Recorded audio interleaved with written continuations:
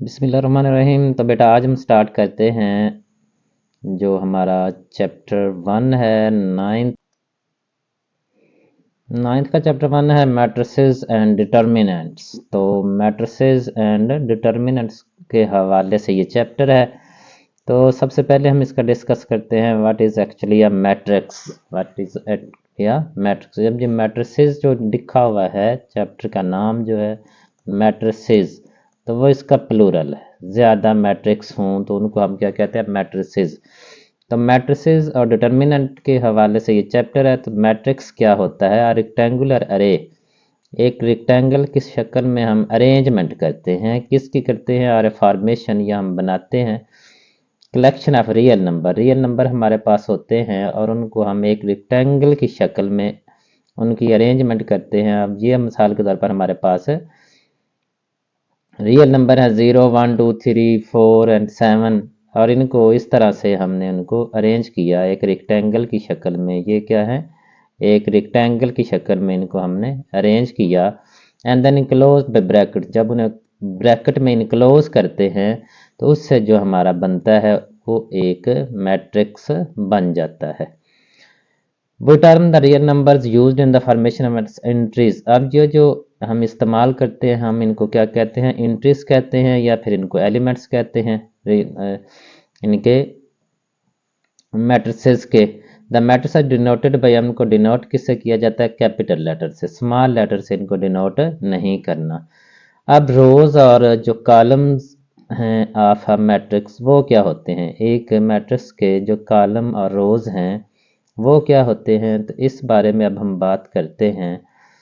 तो ये जो मैट्रिक्स में बेटा हमारे पास है वह जो एलिमेंट्स होते हैं या एंट्रीज होते हैं तो उनकी इस तरह से जो हॉरिजॉन्टल हॉरिजॉन्टल इस तरह से हॉरिजॉन्टल एलिमेंट्स होते हैं उनको हम रो कहते हैं। ये भी एक रो है, ये भी रो है और ये भी रो है। It is important understand the matrix form in a matrix the entries represented in horizontal way. तो उनको हम क्या कहते हैं? रोज कहते हैं। उनको क्या कहते हैं? रोज, या उर्दू में उन्हें क्या कहते हैं? कतारें। ठीक है। तो जो वर्टिकल होते हैं तो इसमें हमारे पास है ये एक मैट्रिक्स ए है। तो इस मैट्रिक्स ए में हमारे पास 3 रोज हैं। एक ये रो होगी और एक दूसरी ये है और तीसरी ये है। 3 रोज हैं इसमें। और एक ये हमारे पास मैट्रिक्स बी है।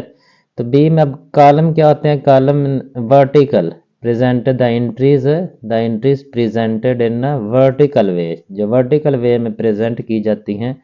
तो इस तरह से इसमें भी अगर हम देखें तो इसमें भी इसमें ये नहीं कि इसमें कॉलम नहीं है।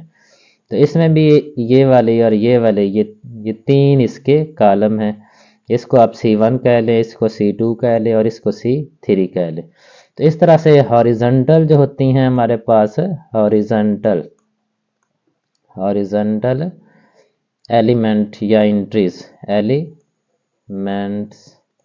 या एंट्रीज वो क्या होती हैं? रोज। और कॉलम्स क्या होते हैं? कॉलम्स होते हैं वर्टिकल एंट्रीज, वर्टिकल एलिमेंट्स। इनको हम क्या कहते हैं? कॉलम कहते हैं। तो नेक्स्ट हम देखते हैं, पेज को थोड़ा सा ऊपर करते हैं। अच्छा, ऑर्डर ऑफ ए मैट्रिक्स क्या होता है?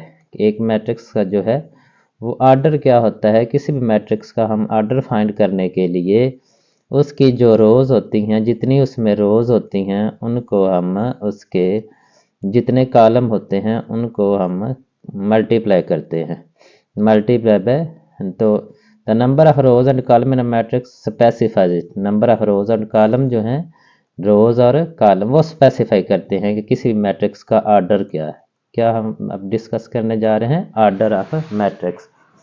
If a matrix M has M rows, एक मैट्रिक्स है हमारा, उसके नाम है एम, उसकी जो रोज़ की तादाद है वो एम है और उसमें कॉलम की तादाद एन है। तो इसमें जो उसका ऑर्डर होगा वो होगा M by N, M by N. ठीक है। जस्ट लाइक ये हमारे पास एक एम है तो इसमें कितनी रोज़ हैं? 1 2। कॉलम इसमें कितने हैं? 1 2 3। तो ये 3 कॉलम है, तो इसलिए आर्डर इसका क्या होगा 2/3, 2/3। ये ज़हन में रखना है कि 2/3 नंबर ऑफ़ रोज़ हमने हमेशा पहले लिखना है और नंबर ऑफ़ कॉलम जो है वो बाद में लिखने हैं। अगर गलती से ये नंबर ऑफ़ कॉलम हमने पहले लिख दिए और रोज़ बाद में लिख दी तो वो आर्डर हमारा गलत होगा। इस तरह से ये हमारे पास एक मैट्रिक्स है, तो इसमें रोज़ कितनी है, इसमें रोज़ हैं 1, ये 1 सॉरी कॉलम है ये। पहले रोज़ की बात करते हैं तो ये 1 2 3 रोज़ है, कॉलम कितने हैं 1 2 3, तो इसका आर्डर क्या होगा 3/3। एक ये है हमारे पास मैट्रिक्स P, इस मैट्रिक्स P में हमारे पास कितनी रोज़ है 1 और इसमें कॉलम कितने हैं 1 2 3, तो इस तरह से इसका आर्डर क्या होगा 1/3। अच्छा, अब बात हम करते हैं कि what are the actually equal matrix, what are the equal matrices. Equal matrices जो हैं वो कौन से होंगे, तो इक्वल मैट्रिसेस जो हैं थर्ड इक्वल मैट्रिक्स उनको डिनोट किया जाता है ए इक्वल बी से कि उनके जो आर्डर हैं वो इक्वल, दो अगर मैट्रिसेस जो हैं ए और बी हों और वो अगर इक्वल होंगे तो उनके आर्डर पहले तो इक्वल होने चाहिए, अगर आर्डर इक्वल नहीं है तो वो इक्वल नहीं होंगे। दूसरा, their corresponding entries are equal. Corresponding entries का क्या मतलब है कि मसलन इस कोने में जो एंट्री आ रही है, जो इस कोने में एंट्री, ये दोनों एक दूसरे के क्रॉसपॉन्डिंग एंट्रीज हैं। इस तरह इस कोने में और इस कोने में ये क्रॉसपॉन्डिंग एंट्रीज हैं, ये क्रॉसपॉन्डिंग एंट्रीज हैं और ये क्रॉसपॉन्डिंग एंट्रीज हैं। मिसाल के तौर पर अगर मैं लिखता हूँ कि ये 1 2 3 4, 1 2 3 4, और एक और कॉलम जो है ये ए मैं इधर लिखता हूँ, एक मैं इधर बी लिखता हूँ, ये मैं लिखता हूँ 2 1 और 4 3। तो अब सॉरी, अब इसमें और इसमें दोनों में एलिमेंट तो सेम है, आर्डर पहले तो आर्डर दोनों के इक्वल है, आर्डर इक्वल हैं दोनों के, ये बात तो ठीक है। दूसरा ये है कि इनके क्रॉसपॉन्डिंग, इधर 1 है इधर 2 आ रहा है, इधर 2 है और इधर 1 आ रहा है, इधर 3 है तो इधर 4 है। क्रॉसपॉन्डिंग एलिमेंट जो है वो इक्वल नहीं है, लिहाजा बेशक इनके एलिमेंट सेम हैं लेकिन क्रॉसपॉन्डिंग एलिमेंट सेम नहीं है, इसलिए ये A is not equal to B। कोई से भी दो मैट्रिक्स इक्वल करने के लिए उनके दो जो खूबियां हैं वो पूरी होनी चाहिए, एक तो उनके आर्डर सेम होने चाहिए और दूसरा उनकी जो क्रॉसपॉन्डिंग इंट्रीज हैं वो भी सेम होनी चाहिए। नेक्स्ट हम देखते हैं कि आगे क्या दिया जा रहा है। चले ये इतना ही था। अब आई थिंक एक्सरसाइज जो है हमारी स्टार्ट होगी 1.1। जी बेटा, तो अब हम करते हैं एक्सरसाइज हमारी 1.1 है और इसका 1.1 एक्सरसाइज का हम क्वेश्चन नंबर 1 करते हैं। क्वेश्चन नंबर 1, क्वेश्चन नंबर 1 में वो क्या कह रहे हैं कि find the order of the following matrices. ये मैट्रिक्स हमें दिए गए हैं और इनके हमने आर्डर फाइंड करने हैं। क्या फाइंड करने हैं? आर्डर। तो पहले हमने पीछे जैसा कि अभी पढ़ा है तो मैं आपको एक दफ़ा फिर इधर लिख देता हूँ कि आर्डर किसी भी मैट्रिक्स जो है वो किसका इक्वल होता है। आर्डर जो है वो इक्वल होता है number of rose by number of column, number of columns, number of rose by number of column. तो ये होता है हमारा आर्डर। तो सबसे पहले हम ए जो मैट्रिक्स है उसको लेते हैं। ए मैट्रिक्स में हमें क्या दिया गया है 2 है और इसके बाद 3 -5 और 6, ये इसके एलिमेंट हैं। अब इसका हमने आर्डर फाइंड करना है। तो आर्डर फाइंड करने के लिए इसमें नंबर ऑफ रोज जो है, नंबर ऑफ रोज, रोज अब इसमें कितनी हैं, वो हैं 1 और ये 2, 1 और 2। तो ये 2 रोज हैं, ये आपने नहीं, ये मैं समझाने के लिए कर रहा हूँ, आपने नहीं ऊपर बेटा इस तरह से लाइनें लगानी। तो number of column, number of columns, तो वो भी कितने हैं, वर्टिकल जो एलिमेंट्स है, वर्टिकल है ये एलिमेंट है तो ये भी 2 है। तो इसलिए आर्डर जो है, आर्डर ऑफ ए मैट्रिक्स जो है, आर्डर ऑफ मैट्रिक्स ए वो होगा 2/2, 2/2। चलो तो हम बी मैट्रिक्स अब लेते हैं। बी मैट्रिक्स हमें क्या दिया गया है, बी है हमारे पास 2035, 2035, 2035 ये हमारे पास है बी मैट्रिक्स है। तो इसमें देखें तो इसमें number of rows, number of rows, number of rows और number of column, number of columns. तो रोज इसमें कितनी है, ये 1 ये 2, और इस तरह से जो कॉलम है वो कितने हैं, 1 और 2, कॉलम भी 2। तो आर्डर जो है, आर्डर ऑफ बी, बी का आर्डर क्या होगा, 2/2। तो ये ज़ाहिर कर रहा है कि इसमें 2 ही रोज हैं और 2 ही इसमें कॉलम हैं। चलिए तो अब हम करते हैं जी बेटा, तो अब हम जो हमारा सी मैट्रिक्स है इसका ऑर्डर फाइंड करते हैं। सी मैट्रिक्स हमारे पास क्या है, 2 और 4, इसे क्लोज किया हमने ब्रैकेट में। तो इसके number of rows, number of रोज, तो ये नंबर ऑफ रोज कितने हैं, सिर्फ 1 है, ठीक है। और इसके बाद है number of columns, number of column जो है वो भी कितना है, वो भी 1 है, ठीक है। तो फिर आर्डर जो है, आर्डर बेटा इसका क्या होगा, आर्डर ऑफ सी मैट्रिक्स। तो आर्डर ऑफ सी होगा 1, और सॉरी कॉलम में पता नहीं कहाँ ज़हन मेरा जा रहा है, कॉलम 1 नहीं है, ये 1 और ये 2, 2 कॉलम है।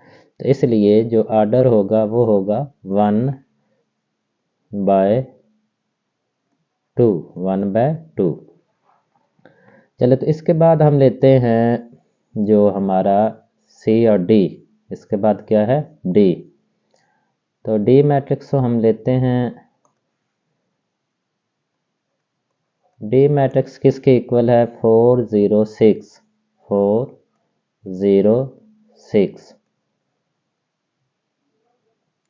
तो इसमें देखें तो इसमें बेटा number of rows, number of rows, number of रोज इसमें कितनी है, 3 है, 1 2 3, और कॉलम कितने हैं, कॉलम सिर्फ 1 ही है। तो इसलिए number of column, number of column वो कितना है, 1। इसलिए आर्डर जो है इसका क्या होगा, order of matrix, matrix B, D sorry, तो वो किसके इक्वल होगा, 3/1, 3/1। डी और डी के बाद ई है। तो ये सारे इसी तरह से ही हैं, मैं मुख्तसर यहाँ पर अब लिख देता हूँ, टाइम की थोड़ी सी बचत हो जाएगी। तो डी का जो हमारा, ये आपने खुद करने आगे सारे इसी तरह से डिटेल आपने यही सारी लिखनी है। A B C D, D के बाद ई है।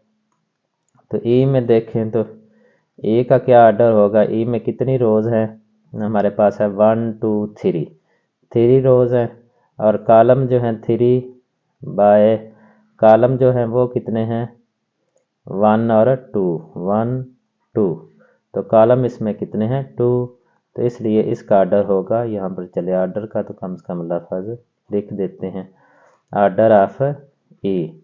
और आगे हम लिखते हैं ऑर्डर ऑफ ई के बाद क्या है, F, order of F. F क्या ऑर्डर होगा, एफ में कितने जो हैं वो, इसमें एक ही रो है और एक ही इसमें कॉलम है, तो इसका आएगा 1/1। अच्छा, इसके बाद एफ के बाद है G, order of matrix G. Matrix G का ऑर्डर आप इसमें देखें तो इसमें कितनी रोज है, 1 2 3, कॉलम कितने हैं, 1 2 3, तीन ही रोज और तीन ही कॉलम है, तो 3/3। अच्छा, इसके बाद एज, ऑर्डर ऑफ एज, तो ऑर्डर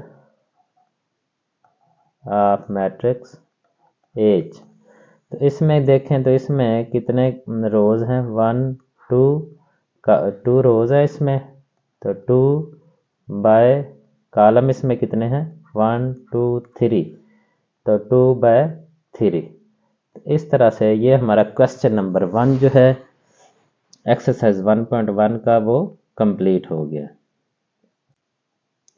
जी बेटा, तो अब हम करते हैं क्वेश्चन नंबर 2। 1.1 एक्सरसाइज है, क्वेश्चन नंबर है इसका 2। Which of the following matrices are equal, equal matrix जो है वो बताने हैं कि कौन कौन से हैं। तो अभी मैंने ऊपर आपको बताया है कि इक्वल मैट्रिक्स जो है कौन कौन से इक्वल मैट्रिक्स होते हैं। इक्वल मैट्रिसेस, इक्वल मैट्रिसेस वो होते हैं जिनमें दो खूबियां हों। तो नंबर 1 क्या खूबी होनी चाहिए कि नंबर 1 उनके order same, have same order, same या इक्वल ऑर्डर, उनके ऑर्डर सेम होते हैं। नंबर 2 जो है वो क्या होता है, क्रॉसपॉन्डिंग,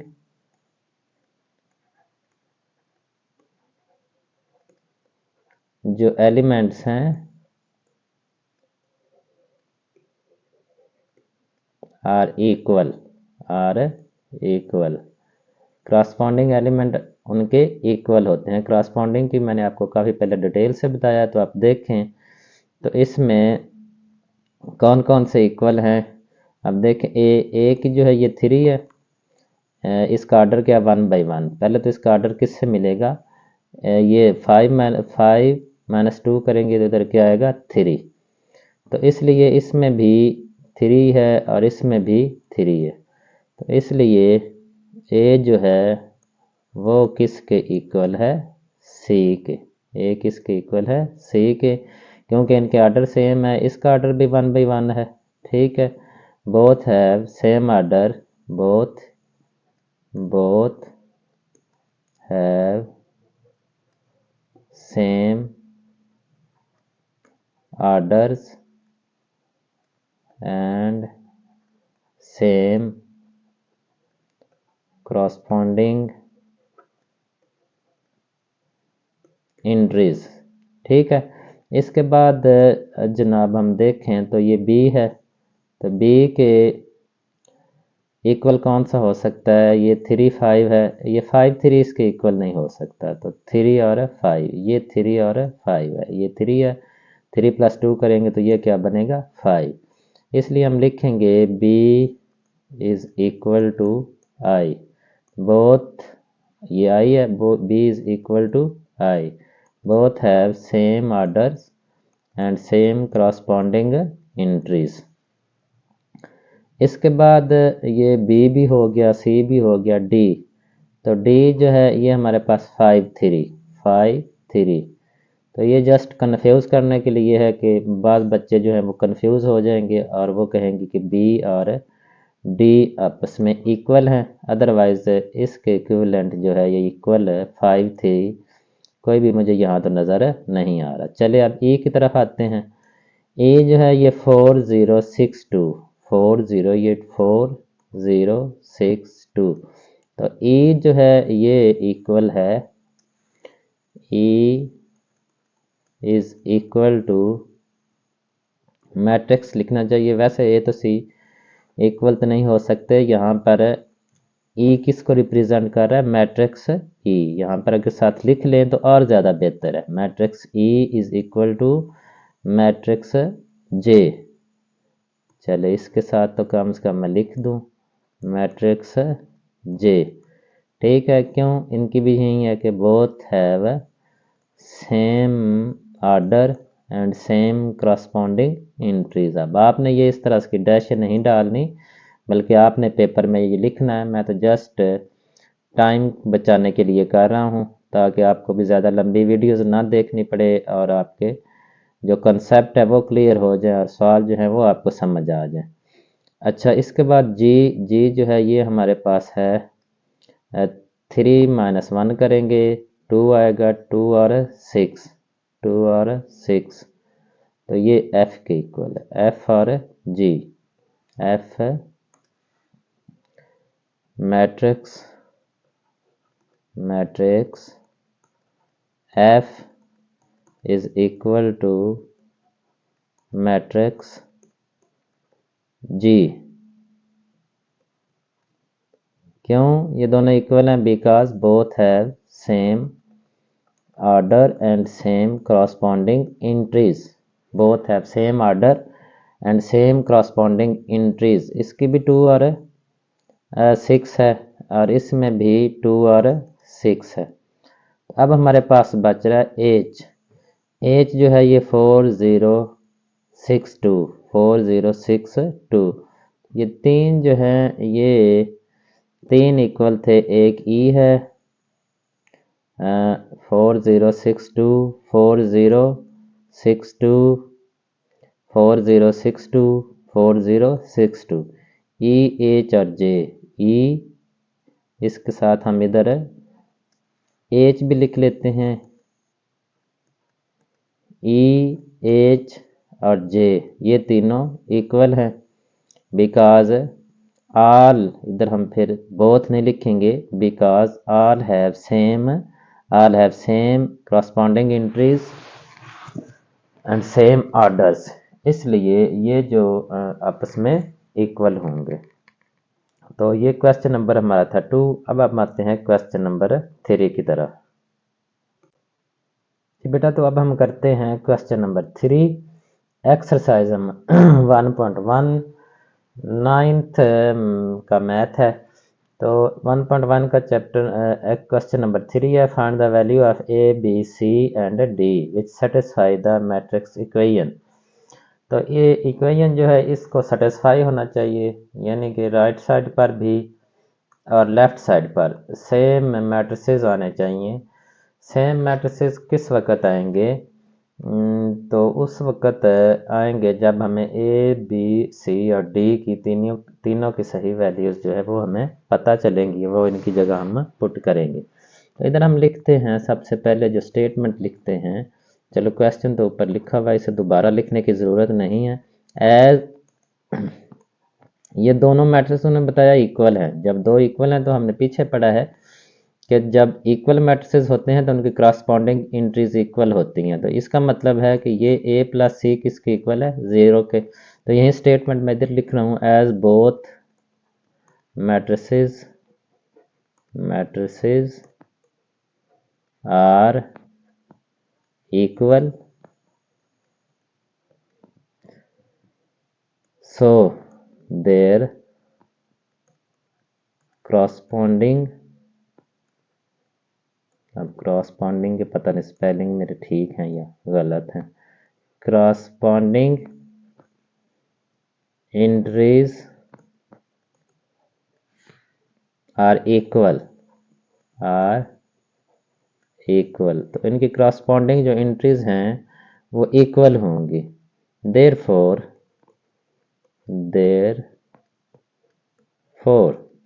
इसलिए हम कह सकते हैं कि a प्लस सी जो है वो किसके इक्वल है? a प्लस सी ये किसके इक्वल आएगा? a प्लस सी इक्वल आएगा 0 के। a प्लस सी इक्वल है 0 के। और इसके बाद आगे देखें तो a plus 2b, a plus 2b ये किसके इक्वल है? -7 के, -7 के। अब तीसरी चीज देखें तो ये c-1 किसके इक्वल है? 3 के। c-1 ये किसके इक्वल है? 3 के। ठीक है, इसके बाद 4D माइनस 6, 4D माइनस 6 ये किसके इक्वल है? 2D के। इनके दरम्यान में मैं छोटी छोटी लाइनें भी लगा लेता हूँ ताकि ये हमारे सेपरेट पार्ट जो हैं वो बन जाएं। तो ये मैं लाइन इधर से लेता हूँ ताकि लाइन सीधी लग जाए। तो ज़्यादा ऊपर जाने की तो ज़रूरत नहीं है, चले यहाँ तक काफ़ी है। अब इसी की यहाँ से हम करते हैं कॉपी। नहीं हुई, चलें फिर वही मसला बन गया। इधर से लाइन फिर हम ले लेते हैं और ये लाइन आ जाएगी इधर यहाँ तक। ये तो सीधी नहीं हुई,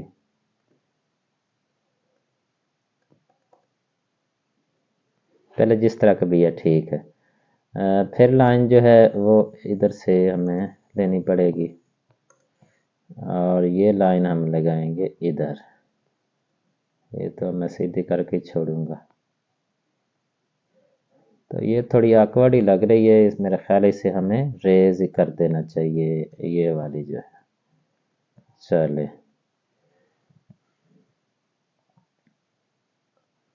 तो दोबारा से अब लाइन लगा लेते हैं।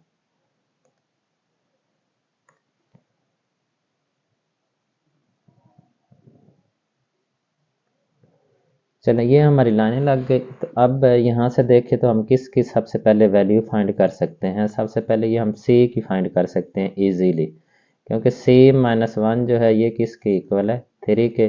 तो ये माइनस 1 है, इधर आकर क्या होगा? 3 प्लस 1। तो इस तरह से c की वैल्यू हमारे पास आ जाएगी 4। एक वैल्यू तो हमारे पास आ गई। अब हम यहाँ पर c की वैल्यू पुट करते हैं। ठीक है, c की वैल्यू हमारे पास क्या है? 4। तो a प्लस सी की जगह आ जाएगा 4 इज इक्वल टू 0। तो इस तरह से a जो है वो किसके इक्वल आ जाएगा? -4 के। a की भी वैल्यू आ गई। अब यहाँ पर a की वैल्यू पुट करें और इससे हम b की वैल्यू फाइंड कर सकते हैं। a की वैल्यू क्या है हमारे पास? है -4 plus 2b is equal to -7। तो ये 2b आ जाएगा और -7 +4 -4 है, इधर आकर क्या हो जाएगा? +4। तो 2b ये किसके इक्वल आ जाएगा? -3 के।